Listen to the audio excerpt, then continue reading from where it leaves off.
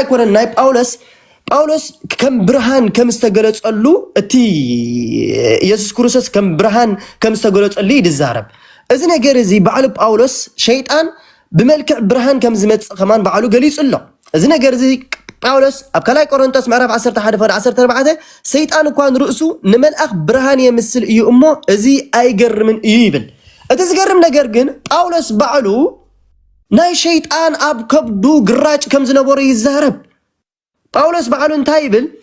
أبكلاي كورنثوس معرف 10 فرد شوعته بمغنيات التأزيبلو رأي انبزام انت خي عبه خاء أبسقاي قراج توهبني انبزام انت غي عبه ملأخ سيطان كساقيني توهبني بالباولس ملأخ شيطان يروون باولس زي الساقيو زي سوائنا خان احنا باولس أملاخ يكون انت قليس اللو نبل مالتي ده حركاني اكزيابيهر أنا زي أزسكو زقبر أنا زي أزسكو زبل كاب هزبو يبونك أسيبل باولس كاني اكزيابيهر دي أزوزو يصحف نيرو نمسالة أبكادامي كورنثوس معرف شو عاد تفقد أسرح مشان ترينا بناي دنا قل جنا وممكن خون كاب إجزابير محرد كم اتقبلكو حسابي إبلا لخنبر كاب إجزابير تزازي بالليل حسابي باولس أبز مصحف قدس زي حسابه صحيح له إذا مصحف قدس زي نا إجزابير قال ترى حيكونن حسابه صحفه باولس قالت الله كتيروين باولس انتهى يبل أبكداي كورنثوس معرف شو عاد تفقد سان شعتن سبايتي اتساب آيا بهوت كسع زول الزمن اسرتيا سباي انت موتجنا بإجزابير ترى هذا يخون مبر أبز دلي تقت مرعى حرايا سباي انت مويت وقت مرعى تغيريا سباي انت زي ميت واقن كتمرعى أي فكر أنا حنت قال أنا نسيت النحرة تفتيحة مالتي كم حسابي جناب لا باولس أبني أملاك قال حسابه يقتله استوعب أحواتي معاري أبني أملاك قال حسابه يقتله كم حسابي جنا كم تزلات تخوينا أنت تنبر أزياب الاستمخانات بدحري زقرم قالات هاي التزاري بتفلت اليوم أنا والمنفس أملاخ كم زلني مثلا الله باولس منفس أملاخ كم زلوا يفلت النيرو يمثلن الله نابله يزار مالتي اجزابير جن بانصارو انتاي بالترينا ابتنبيت يرمياس معرف 10 فقد 10 ترينا شو اجزابير اتوم نبيات بسمي حسوت ينبيالو راي حسوت طنقولان كنتنتنا يلبوم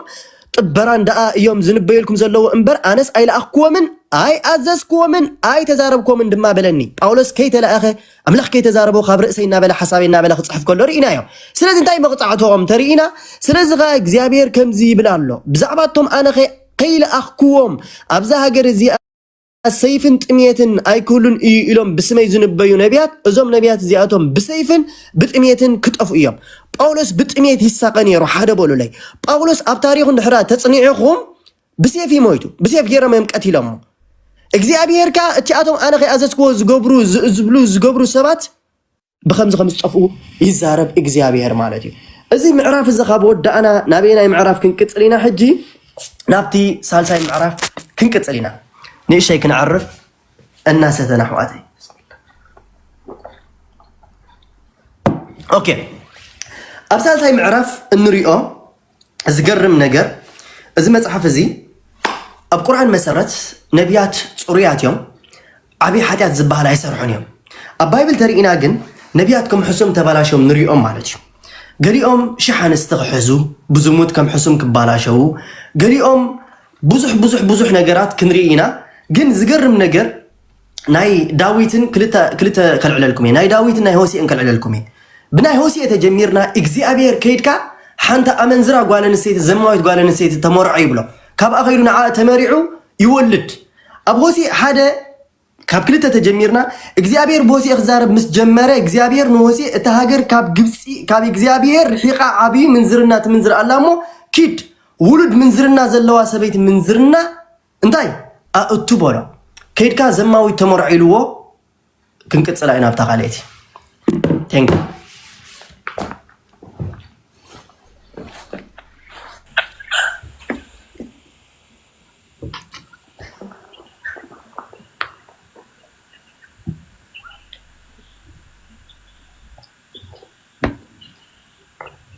نقصل ده حاجة كذا بسم الله وولد ومنفس قدوس أحد أملاك آمين سبحات لإግዚአብሔር ለዛብ ፀሐንስ ከዛት ሰዓት ቅዱስ እግዚአብሔር አምላክና ነዘብ ፀሐና ክብርን ምስጋናን አምልኮ ውዳሴን ዘላለም ነው ይሁን እመቤታችን ቅድስት ድንግል ማርያም በአማላጅነት አቂባ በቃል ኪዳን አፍኪባ ነሳ ዘብ ፀሐትና ንዓውን ክብርን ምስጋናን ይብጽሕያ ቅዱሳን መላእክት ነቢያት ሐዋርያት ጻድቃን ሰማዕት ብበረከቶምን ብረድኤቶምን ይኸልለና እግዚአብሔር አምላክ አሜን። አቤቱና ሰራዊት ጌታ እግዚአብሔር አምላክ ነው ዓይነ ልቦናና ክፈተልና ካብ ዝተኣዘዘ መዓት ካብ ዝመጽእ መቕሰፍቲ ሰውረና ጻድቃን በገዳም መላእክት ጽርሐ አርያም ምስክቡራን በአጽናፈ ዓለም ጸሎቶም ምህላዎም ትሰምዕ ንዓና ድማ ስምዕና መራዳዲ መንፈስ ድማ አድለና ነው ንስምካ ክንጽውዕ አቅድሚኻ እውን ክንግዛእ ኣብ ከዓና አቡነ ዘበሰማያት ተቀደስ ስምከ ትምጻእ መንግሥትከ ወይኩን ፍቃድከ በከመ በሰማይ ከማሁ በምድር ሲሳይነ ዝበለጥና ሀበኒ ምህድግ ለነ አበሳነ ወጀጋይነ ከመ ንሕነኒ ንህድግ ለዘአበሰለነ ኢታባነ እግዚኦ ውስተ መልሱት አላ አድኅነነ ወባልሐነ ኩሉ እኩይ እስመ ዚአኪት መንግሥት ኃይሎ ስብሐት ለዓለም ወለዓለም አሜን። በሰላም ቅዱስ ገብርኤል መልአክ ወእግዝእትየ ማርያም ሰላም ለኪ ድንግል በሕሊናኪ ወድንግል በሥጋኪ እግዚአብሔር ጸወት ሰላም ለኪ ወብሩክ ፍሬ ከርሥኪ ተፈሥሒ ፍሥሕት ለተጸጋ እግዚአብሔር ምስለኪ ሰአሊ ወጸሊ ምህረት በእንቲአነ ወፍቅር ወልድኪ ኢየሱስ ክርስቶስ ከመ ይስረይ ለነ ኃጣውኢነ ከማይጸነ ብቺ አሜን። ሕራይ ቅዱስ እግዚአብሔር አምላኽና ንኹሉ ጥበብን ምስጢርን ይግለጸልና እዚ ኦዚ ለሓውና እንኳዕ ረኸብናካ ግን እንታይ ኢልካ ዋላ ይተረደንና ማለት መጽሐፍ ቅዱስ እንድሕር ኢልካ ካብ ዘፍጥረት ጋብራ ዮሐንስ ኩሉ እንተገማጢልካ ሲ አይነት ጥቅስ ተዛሪብካ ኢልካ ከማን ክትደግሞ ይተኸልን ማለት ሕጂ ኣነ እንታይ ዝደሊ ዘለኹ ቀዳማይ መልሰይ እግዚአብሔር ጥበብን ልቦናን ኩላትና ይዓድለና ጥቅስ ፈሪድካ ጎነን እግዚአብሔር ዝርከብ በትሕትና በፈሪሃ እግዚአብሔር ወይ መጽሐፍ ከምዚ ኢሉ ይኮንን ኩና አምላኽ ዛመን ማለት ሕጂ ንጅምሮ ግን በሓንቲ ዘረባያ ነዚ ኩሉ ዝፀሓፍካዮ መልሲ ሓንቲ እያ ቁርኣን ምዕራፍ 10 ካብ 91 እንድሕር ደኣ እስልምና ዘይተረዲእኩም ንቐዲሞም ዝነበሩ ክርስቲያንን ኣይሁድን ሕተቱ ስለዝብል ሕጂ ናይ ተረድአካን ድሓር ድማ ኣብ ቁርኣን ቶራ ይኹን ሓድሽ ኪዳን ይኹን ጌጋ እዩ ዝብል ስለዘየለ እንድሕር ከምኡ ኢልካ ይኹንካ ዋላ ቁርኣን ብመሰረት ጌጋ እዩ ተመሊሱልካ ኾን ተስፋ ግብር ንዚ ኩሉ ሓደ ያኪን ትብል ነርካ ክንደይ ያኪን ኣለዉ መጽሓፍ ቅዱስ እዩ ክንደይ ማርያም ኣለዋ 8 ክንደይ ይሁዳ ኣለዉ 5 ሰኢልካ ያኪን ረኺበ ኢልካ እዙይ ድዩ እዙይ እንድሕር ትብል ሃሊኻ ሚባል ቤላታ ስለዝኾነ ተሓፂር መልሲ እንታይ ማለት እዩ ነዚያ ካልኣይ ድማ እግዚአብሔር አምላኽ ሰለስተ እዩ ሓደ እዩ ዝብል እንተተዛሪቡ ንሱ ናይ እግዚአብሔር ኣይኮነን ቁርኣን እንታይ ብል እንታይ አልመሲሕ ዝብሎ ማለት እዩ ንጎይታና መድሓኒና ኢየሱስ ክርስቶስ هو كلمة الله رديهاني قال أملاخ يبل وروح الله እንደገና ድማ መንፈስ አምላኽ እዩ ንዑ መንፈስ አምላኽን ቃል አምላኽና ይኮነን ዝብል ሙስሊም አይኮነን እዩ رديهاني ንሕና ድማ ኢየሱስ ክርስቶስ ሰለስተ አምላኽ እግዚአብሔር በቲ እግዚአብሔር ወልድ በቲ እግዚአብሔር መንፈስ ቅዱስ ኮሚ ይኮነን ናብነት ኣብ ዝራኽዎ ኣብ ቁርኣን ማለት እዩ ኣብ ቁርኣን ክመጽእ ከሎ ገብርኤል መልአኽ ንእመቤታችን ቅድስት ድንግል ማርያም ኣብ ሰራይ ሉቃስ ምዕራፍ 1 ኮም ይብል ማለት ከመይ ገይሩ ሲርዋ ከተንሲየ ክትወልድ ይኽበላይ ድሕሪ ድማ ከም ቃላ ኾነለይ ዝብል ካልእ ፕሮሰስ ይብሉን ማለት ስኮላር ናትኩም ግን ወያንፋሕ ተመልከት ማለት ብማህፀና ኸይዱ ቀምሻ ሓፋ ቢሉ በለላም ጠነሰት እዩ ወፊልጋ ጠነሰለወ አበሪያ ሰሚዓ ትፈልጥ እንኳን ከም መጽሐፍ ከም አእምሮ ከማን ክትቀበል ይግበን ባላንችና ዲነፊዩ ስለዚህ ገብርኤል ወያንፋሕ ተመልከት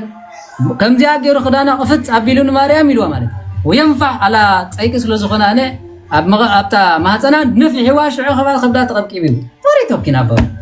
اجا انا انت يبلك الله بحفشا እቲ መጽሐፍ ትብሎ ዘለኻ እንድሕር ኮይኑ እዚ ጌጋ እንተልጋ ቁርኣን ብሙሉ ጌጋ ስለምንታይ ነዚ ኮነን ጌጋ ዝብሎ ቁርኣን ተረዲኻኒ ነቲ ነቢ ድሕሪ ዝመጽእ ይስዓቦ ይዝብል እምበር ንኻል ኣይኮነን ስለዚ ኣነ በስ ስለዝኾነ በሓፈሻ እቲ ብስራተ መልኣኽ ከምኡ ይኮነን ዋላ እቲ ቁርኣኑ ከምኡ ጌርካ እንተወሲድካዮ ንባዕልኻ ሽግር ከም ፀልጋ እዩ ስለዚ በስ ስለዝኾነ ኣነ ዝብል ዘለኹ ነዚ ካልኣይ ንኣብነት ገብርኤል መልኣኽ ካልእ ንግደፎ ማለት እዩ ገብርኤል መልኣኽ እንድሕር ተዛሪብዎ ንመሐመድ ማለት እዩ ገብርኤል ከመይ ኢሉ ይዛረብ ሉቃስ ምዕራፍ 1 ኣሎ ምክንያቱ መጽሓፍ ሕቶት እዩ ዝብለኩም ሓቂሩ እንሆ ዘካርያስ ማዕጠንቲ ሒዙ ናብ ቤት መቅደስ ምሳኣተወ ገብርኤል ዝበሃል መልኣኽ መፅኦ ይብል ኣብ የማን ምስ ዋዕዳ ነበረ ድሕሪ ድማ ፈርሐ ኣጆኻ ይትፍራሕ ዘካርያስ እንሆ ኤልሳቤጥ ሰበይትኻ ክትወልደልካ እያ እንሆ እጠንስያ ወዲ ድማ ክትወልደልካ እያ በሎ እዩ ድሕሪኡ ምስ ከደ ድማ ድሕሪ 3 መዓልቲ ምሳኣ ተራኺቡ ጠነሰት ወለደት ኢሉ እዚ እግዚኣብሔር ሰኣነ ነገር የለን ድሕሪ ገብርኤል ዝበሃል መልኣኽ ድማ ናብ እመቤታችን መፅአ ሉቃስ 1 እዩ ዘሎ ሁሉ ገብርኤል ከመይ ኢሉ ከም ዝመፅእ ክነግረካ ማለት ድሕሪ ገብርኤል ዝበሃል ድማ ኣብ ቤት መቅደስ ትንቢት ኢሳያስ እንዳንበበት ከለኻ መጻኢ ኣባታ ምዕራፍ ዘላ ማለት ኦ ምልእተ ጸጋ ደስ ይበል ክበላ ኢሉ ንሳ ድማ ቃሉ ሰሚዓ ሰንብለት ንዓይ ኣይግበንን ኢላ ሰብ ስለ ዝኾነት ኖ ክትወልዲ ኢኺ መንፈስ ቅዱስ ክሓድረኪ ሓይሊ ቃል ከጽንዓኪ እዩ ኖ ኣካላዊ ቃል ክትወልዲ ኢኺ ክብላ ከሎ ንርኢ ማለት እዩ በዚ ኢላ ድማ ከም ቃሉ ሰሚዓ ወለደት ይብል ወላ ኣነስ ገርመካ ነገር እንድሕራሊኮ ኢየሱስ ክርስቶስ ተሰቂሉ እኮ እዩ ዝብል ቁርኣን ተገሪፉ መይቱ ይዝብል ኣይበለን ክትብለን ደሊኻ ሕጂ ንስኻ ንባዕልኻ ድሓን እንድሕር ከምኡ ክትብል ሃሊኻ ዋላ ነትኒ ኩሉ ሙስሊም ተጋጊቦ ክርዳእኩም ኣለዎ ሉቃስ ወንጌል ምዕራፍ 23 34 ኦ ኣቦይ ዝብሎን ዝገብሮን ኣይፈልጥን እሞ የቕረበለሎም ይብል صحيح البخاري 69:29 ድማ እንሆ እንታይ ብል ማለት እዩ ንዒሳ ወዲ መርያም ቀተልናሁ ተመልካት እንታይ ብል ማለት እዩ ሃረምናዮ ንሱ ድማ ኦ ኣቦይ ዝብሎን ዝገብሮን ኣይፈልጥን የቕረበለሎም መን ይቡ እግዚአብሔር ኣቦ ብምንታይ ተጠሪሱ ብመንፈስ ቅዱስ ስለዚ እንድሕር ከምኡ ዝብል ኮይኑ ናብ ኣምላኽኩም ተበለ እንታይ ሽግር ኣሎ ማለት ብስጋ ከምኡ ባሉ በኣምላኽነቱ ሓጢኣት ከተገ ስለዚ ኤፌሶን ምዕራፍ 2:6 ንሱ ብመልክዕ ኣምላኽ ክንሱ ነቲ ማዕርነት ኣምላኽ ምዃኑ ምንም ኣይመንዝዖን ኢሉ ሰብ ኮይኑ እንተጠመ ናይ ዘላለም ሕብስቴና ኣይብልዕን ኢሉ ሰብ ኮይኑ ማይ እንተለመነ እንሆ ካባይ ሰትዮ ናይ ዘላለም ህይወት ኣሎ ወይ ናይ ዘላለም ህይወት ክህብ ዝኽእል ብዘይካ ኣምላኽ መን ኣሎ ዮሐንስ ወንጌል ምዕራፍ 14 ኣቦን ጎይታን ትብሉን ኣለኹም እዮውን ኣነ እየ ጎይታን መምህርን ኣምላኽ ኣነ ይብል ቀፂሉ ድማ ዮሐንስ ወንጌል 1 ምዕራፍ 1:1 በመጀመርታ ቃል ነበረ እቲ ቃል ድማ ኣምላኽ ነበረ ንሱኻ ቃል ኣምላኽ ነበረ ይብል እዚ እንዳሉ ሰብ ኮይኑ ገብርኤል ክትወልድ ኢኺልዋ እምበር ከምዚ ኣይብላን ንሱ ጥራሕ እኮ ኣይኮነን ማለት እዩ ኣብ ካልእ መፂኻ እንኮ ገብርኤል ክመፅእ ከሎ እንሆ ማይ ዘብዘብ ኣቢሉ ብልዕቲ ጠልቀዮ ዝብላ ኣሎ ሕጂ ኣና ኣይቅበለን እየ ብኡ ገይሩ ትንክፍ ኣበላ ዝብላ ኣሎ ዓይንደልን እሱ ይትረፈና ሙድሓን እሱ ይትረፈና ሕጂ ናብ ትሕቶ ክነኣቱ ወንጌል ዮሐንስ ምዕራፍ 14:9 ከምዚ ይብል ጎይታን ፊልጶስ ከምዚ በሎ ኖ ክንዲዚ ዝኣክል ካብ ነበርካስ ኣቦ ኣርኤና በሎ ኢሉ ዝኩሉ ዘመን ምሳኹም ከለኹም ኣይትፈልጥን እንዲኹም ንእግዚኣብሔር ክትፈልጦ ዲኻ ሰብ ምዃኑ ክትፈልጦ ኣይትኽእልን ረቂቕ እያ ጥበቡ ምሳኹም እንዳሃለኹ ይትፈልጥን እንዲኹም ኢሉ ስለዚ ብስጋ ከምዚ ኢልኩም ጸልዩ ኣብ ሰማይ ትነብር ኣቦና በሉ ኣነ ድማ ን33 ዓመት ምሳኹም ተገሊፀ ዝዛረበ ዘለዓለም ኣብ ሰማይ ትነብሩ ንምንታይ እግዚአብሔር ሰብ ኮይኑ ሓፂር መልሲ እግዚአብሔር ሰብ ዝኾነሉ ምኽንያት ክዛረብ ከሎ ከምዚ ይብል መልክዕ ባርያ ወሲዱ ርእሱ ኣሕሲሩ ሰብ ምስ መሰለ ብንብረቱ ሰብ ምዃኑ ከም ሰብ ኮይኑ ተረኽበ ይብል ካልኣይ ቆሮንቶስ ምዕራፍ 8:9 ጸጋ ጎይታና ኢየሱስ ክርስቶስ ክትህብትሙ ሃብታም ክንሱ ምእንታይ በአዳም ዝመፀል በደል ኣዳል ዘምፀልና ኢልና ንኸስቶ ስለ ዝነበርና ኣዳማዊ ስጋ ለቢሱ መፅዩ እስኪ ንዓይ ግረፉኒ ኣይሕመን ንስኻትኩም ድማ ንመንግስተ ሰማያት ክንዱ ተፀመሙ በለ ይብል ወንጌል ማቴዎስ 20:28 ወዲ ሰብ ድማ ከገልግል ህይወቱ ምእንቲ ብዙሕ በጃ ክሕልፍ እምበር ከገልግል ወይ መፀኒ ተመልከት ኣርኣያ ክኸውን መፀ ኢሉ ኣብዛ ምድሪ ስነ ምግባር ምሂሩ እንታይ ኢሉ ኣነ እግር እንተሓፂበ ንስኹም ከዓ ትሕትና መሃሩ ኣነ ይቕረ እንተኢለ ይቕረበሉ ኣነ ጻድቕ ጻድቕ ኩኑ እንሆ ከምዚ ይብል ማለት እዩ ከምቲ ንጎይታ ዝመሰልናዮ ንስኻትኩም ድማ ንዓና ምሰሉ ንጎይታናን መድሓኒና ኢየሱስ ክርስቶስ ምምሳል ኣነ ጻድቕ ጻድቕ ኩኑ እንተኢሉ ፍጹም ጻድቕ እግዚአብሔር ጥራይ ዝበልካዮ ሰሎሞን ሸሓት እዩ ዓገብ ጌጋ ገይሩ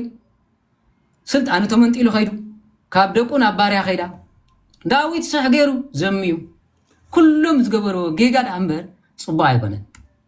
ስለዚ ስለዝኾነ ከምዚ ይብል ዮሐንስ ወንጌል ምዕራፍ 1:14 ቃል ስጋ ኾነ ሓቅን ጸጋን መሊኡ ባና ኾነ እግዚአብሔር ሰብ ክኸውን ከሎ ሓጢኣት ኣይትረኽቦን ኣብ ሱረቱ ማርያም ኣብ ቁርኣን እንታይ ዝብል ማለት እዩ ሰይጣን ዝበሃል ዘይተንከፎ መርየምን እንሆ ዒሳን ይብል መጽሓፍ ቅዱስ ድማ እንሆ እንታይ ይብል ቃል ስጋ ኾነ ሓቅን ጸጋን መሊኡ ኣባና ሓደረ ኢሉ እቲ ፈታኒ ናብኡ መፀ ኢሉ እንተኾነ ግን ኣብኡ ዋልሓደ ይረኸበን ኢሉ ንቆሮንጦስ ደድሕሪ ይኸደ ኢሉ ወዲ ኣምላኽ ትኾንካስ ነዚ እምኒ ሕብስ ትኾን ይብል ብዝሰብ ዝብላዕ ኣይነብርን ኢልዎ ተመሊሱ በዚ ፅደፍ ክብሎ ከሎ ኣምላኽ ኣይትፈታተን መን እዩ ኣምላኹ ንሱ ኣይትፈታትነኒ እኮ ኢልዎ እግዚአብሔር ኣምላኽካ ኣይትፈትን ኣነ ኣምላኽካ እየ እኮ ኢልዎ ሰይጣን ድማ ሓፊሩ ኸደ ይብል ስለዝኾነ ነዚ ሲ እንታይ ዘጠራጥር ሃልይዎ እዩ ዕብራውያን ምዕራፍ 2:17 ስለዚ ነቲ ሓጢኣት ህዝቢ ምእንቲ ኸተዓርቕ بناء أملاخ زبلة دنجاتون ليك كهنات من تخون بخلون تمحواتهم مسلم دليل نبيات انتاي لمي كل ريو سلازبلو قالم كفت أميلو يسياسنا عبنت معراف شعاته نهو دنجل كت أنس كتولد يا سلازبلو توليدي ما قرآن قويت أنا مدحنا نيس كريستوس من تاي توليدي زبلالو تنبيتنا تزنقرالو كيف تمتعهم سلازخونه ندحنت نار آيايلو مسعيلو دعريو رؤسو كسع موت عتحاته كسع موت عم مسكال دا تعزز زيبل بسقو بأملاخ نتخي لما بجنة مسيح الله عجنة زنبر مني أملاخ نتشفتا مسو تسائلو أب جنة مسيح الله عم مسكال كله أبو خلو زغل منيو اكزيابير أبزي كله نفاس أب كل عالم زمل مني نفاس اكزيابير جن كام نفاس ركع سلازخونه أب كله خنبر بصبي بدرات كجلس خل كله نجرين أقعد قاعد قينه خزارة بخلي سيطان كيجاجي كاجن متنكا أنا أملاخ أبراهام إسحاق يعقوب نمسي خزارة بخله بايزوي كريو خلو جن حنت معلت الله تزاري بو يفلتني القرآن ريوونا يفلتني أنا من حاطير ملسناهم جبريل بهالملاخ نحرها لي أبيت مقدس كميلو خمس قول بيت كريستيان ناس يلقوا مع الله جبريل دي سيطان أب متاكد فولي ويهم سيطانون كم زقلت ردو نجري سلز خونسي بمنتاكد فولي ويهم نادي ملسي بيت كريستيان كو نميوسين تايلو بزات كم تبسماي دراخا ملاخ كم خا مدري جبر كم أسخا خلون العلم زمسلو خي جاجي خيرو محمد جن دك إيش خلو تحاني قوة إزبل كبسرة خلو مالتي حاني قوة أقرأ أبو ليبل نسدما تحاني قصلت نبرة ولا حنتي جبرني عقل صعب بيل ثلاثة جزء خمو يلو خير كله جن أما جرشنا بعشا خريل ناب قريتها ناب كديجا خريل كديجا ما باريرو بو سلز نبريل بايزوي كلاتكم كريستيان سلزكمكم عبدنا سلز عابهم حاني قلتي زبلك عليتي سيطان تراي بزيك على العالم لوجيكال كمان كتردو زحنق ملأخ زبال فسيم يلن سلازي أما جرشتا حاني قوك يقيم سبولن تايجيرول ناب آخر إلو أب عدما تاخا خونكا ندعي جبريل مثلني ترتاري تاي فلتو جبريل ميكائيل خمي جيرو مسيحو كم دنس دول كاب نايسي بناي قرآن كا سيطاني هجم سيرو چلچل نابلا عب تقامو قميتو دحريخا عب يمانو قميتو إيماجن بسعون اي بردلو انتو ملا هاي كدن كويس بلما واه دحريقن ارقانا وصيا عب منغو سلفا مسكركرتو